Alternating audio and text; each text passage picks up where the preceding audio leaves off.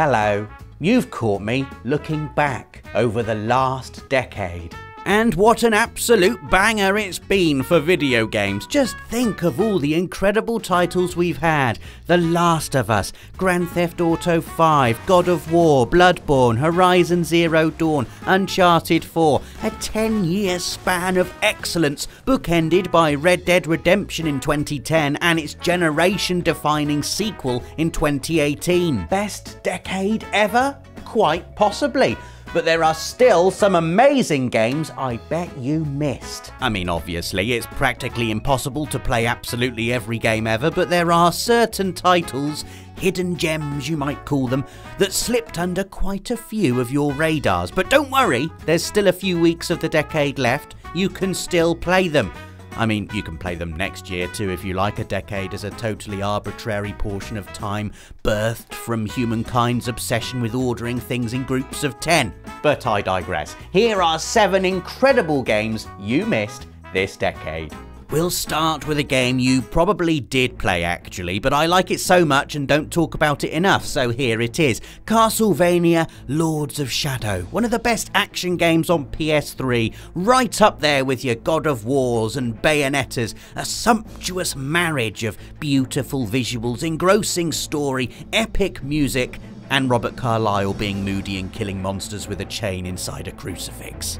Gabriel Belmont is the character's name, and he's a bit of a badass. Vampires, werewolves, colossi, it doesn't matter, Gabriel will beat you in a fight. And what a combat system this is, a refined, sophisticated mix of God of War's brutal limb-tearing aggression and the balletic showmanship of a Devil May Cry. This is one of those combat systems where if you play long enough, you'll get so good you can basically toy with enemies, 100% confident in your ability to end them whenever you like. The combos are challenging to learn, but pulling them off soon becomes instinctive. There's such a pleasing flow to the combat, each move rippling into the next, your brain and thumbs working harmoniously as you tear through whatever shadow spawn is unfortunate enough to be in your way. There's a pleasing balance to the combat too, with light magic healing Gabriel as he fights, and shadow magic dealing extra damage. If you did miss this when it came out on PS3 way back in 2010, do yourself a favour and give it a go, because it's absolutely amazing, and I'll be really sad if you don't. Next up is Blur, which is a game and not just a Britpop alternative rock band, and a flipping good game as well. Released in 2010, Blur is an arcade combat racer with everything going for it. Slick visuals, a pumping soundtrack, explosive power-ups, and lots of neon. There's a perfect balance to Blur as well, both in terms of its handling and also its sense of speed. It's a lane hogger, straddling the divide between arcade and simulation, although veering sharply into the former when it comes to sliding around corners and recovering from having your car being, well, blown up. In terms of the speed, you're constantly on that thrilling knife edge between going really fast and being totally out of control. The scenery whips by you in a blur. Other cars that have either crashed or been hit with power-ups whistle past as well, your speed building and building as you teeter on the brink of disaster, and then inevitably you get hit and first place turns to 7th and the air fills with swears and you're right back in the thick of it, ramming, screeching and nitro boosting your way back up the field. If you did play Blur back in the day, then you'll know what I'm talking about, and we can look at everyone else with that sort of smug, satisfied expression you get to do when you know something that other people don't. Yeah, Blur was amazing. Didn't play it? Aw, that's a shame. It doesn't mean anything. It doesn't mean that I'm better than you or anything. It does. It does mean that I'm better than you. Next up, The Unfinished Swan, a wonderful game from Giant Sparrow, the studio behind What Remains of Edith Finch, which is my personal game of the entire generation so far, thank you very much. And while Edith Finch received the critical acclaim it deserves and continues to blow away everyone who plays it, seriously play it for goodness sake, The Unfinished Swan is a lesser-known title that deserves the plaudits just as much. I think it's an absolutely incredible game. It's unique, inventive, and heartbreaking all at once. You play as a young boy called Monroe. Your mum has just died and you're trapped in one of her paintings. Bit of a bad day, compounded by the fact you're surrounded by a blank white canvas. You can't see a thing. An infinity of nothingness stretches before you until you start shooting paint, that is, gradually revealing the topography of what's around you, enabling you to progress. This is genius, and there's a simple pleasure in chucking paint about. It just feels amazing. There are so many ways you could interpret this. You could say The Unfinished Swan is about art as a form of creation, and that through art Monroe gives meaning and definition to and makes sense of the things around him. You could also say it's a game about empty space and how what you can't see is just as much a part of reality as what you can.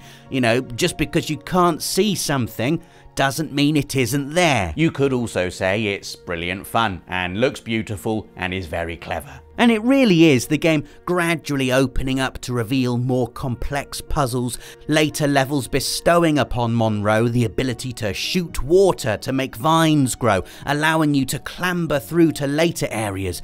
I should mention the story too, which is poignant and impactful and may have you shedding a tear or two by the end. Our fourth entry is a game that actually sold over 1 million copies worldwide, but Dragon's Dogma was still, in my opinion, unfairly overlooked by many when it released in 2012. The entire gaming community still bewitched by the genre-conquering behemoth that is Skyrim. I mean, you can't compete with Skyrim, can you? At the time Dragon's Dogma was released, it had only been out about 6 months. And when you consider I'm still playing it 8 years after its initial release, it's no wonder every other RPG of the time got sucked down the Elder Scrolls plug hole. Dragon's Dogma was absolutely amazing though. I remember it coming into the Access office and blowing me away with its massive world, incredible boss battles, and intriguing pawn system. Pawns are your companions basically. You create a main character known as the Arisen, and then pick up pawns to fight for you, either finding them in the world of the game or sharing them with other players online.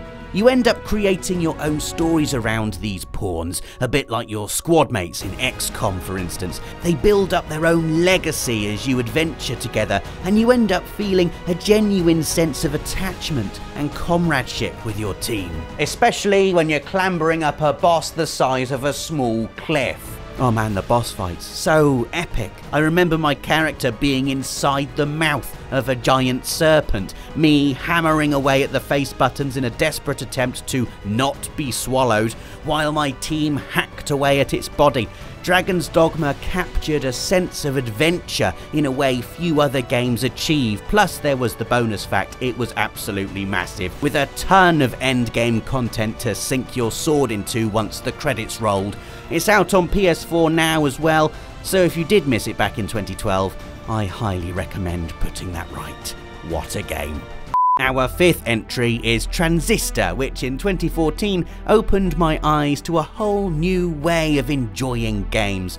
From Supergiant Games, the studio behind the equally incredible Bastion and Pyre, Transistor was, for me, like a hypnotic sci-fi chill-out album, a gorgeous cyberpunk flipbook of striking imagery and luxurious sound. Yeah, don't worry, it's also got an amazing semi-turn-based battle system and a massive talking sword. But I spent the majority of my time playing Transistor just basking in the coolness. Seriously, this game is so cool. Your lead character, Red, is a singer, and at any point you can stop, press L1, and she'll sing along to whatever music is playing. It's amazing. And then there's the soundtrack itself, which to this day is one of my all-time favourites. Seriously, there are some evenings where I will just sit in my living room with a glass of whiskey, looking out the window at the rain, with the Transistor soundtrack playing in the background. Cool.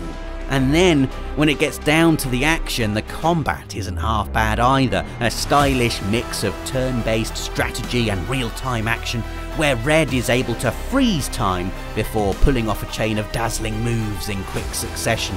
And did I mention the giant talking sword? I did, didn't I? If you're into sci-fi and RPGs and after something that's unlike anything else you've played, then give Transistor a go.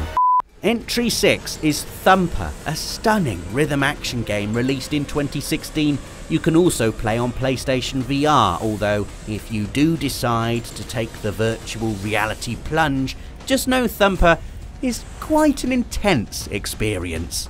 What do you think of when you hear the term rhythm action? Probably not a Lovecraftian hellscape flying into your face at 100 miles per hour, but deal with it, that's what Thumper gives you. And it's incredible, a visual audial feast full of horrifying unknowable imagery and searing, haunting music.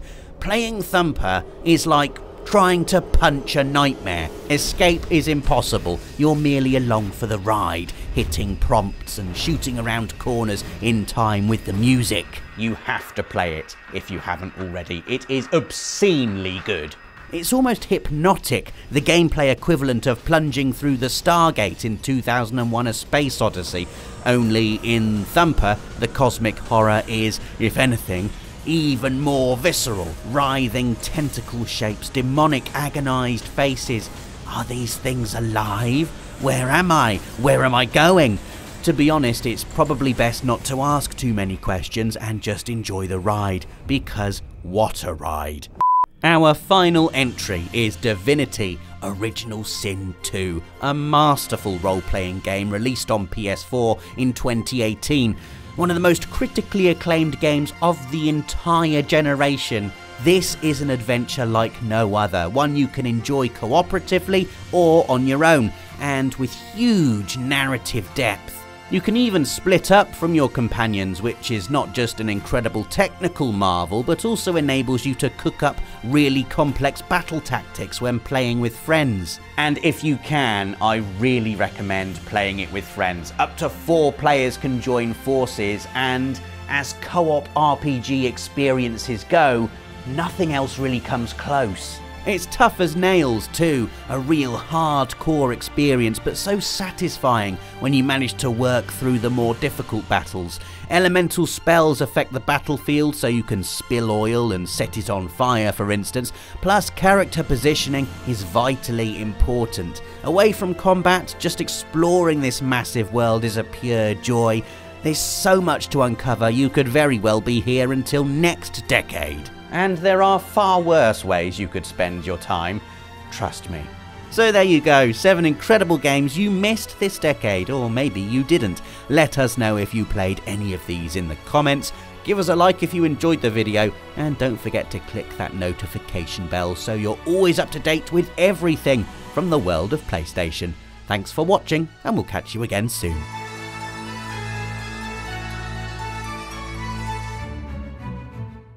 For the players.